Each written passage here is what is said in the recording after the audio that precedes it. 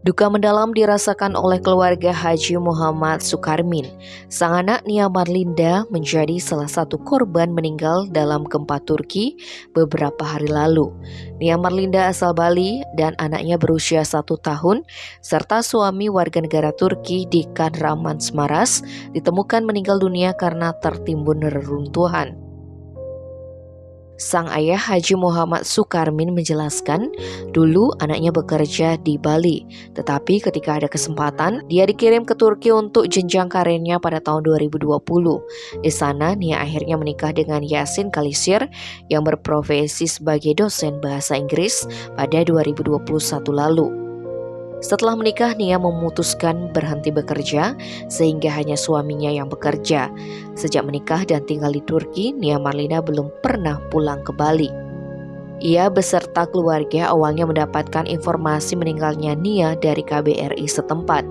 Terlebih KBRI dengan istrinya memang sering melakukan komunikasi. Terakhir informasi yang didapat bahwa banyak orang Indonesia di sana dan di gedung yang ditempati anaknya memang sudah roboh. Ditambahkannya rencana Nia akan ke Bali dengan keluarga pada tahun ini. Tetapi rencana tersebut batal, mereka sudah menjadi korban gempa Turki. Sementara adik Nia yang ada di Bali yang bernama Marina saat ditemui media kemarin tidak bisa banyak memberikan penjelasan, mengingat keluarga mereka dalam kondisi berduka. Marina menekankan saat ini masih menunggu kabar dari KBRI. Ia menyebutkan Nia sosok yang suka dengan anak kecil dan ramah. Selain itu, tidak suka membicarakan yang bersifat personal.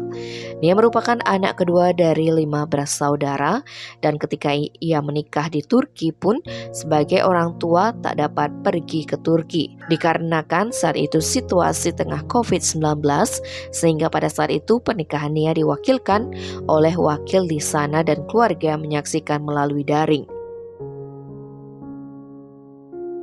Tim Bali Express melaporkan.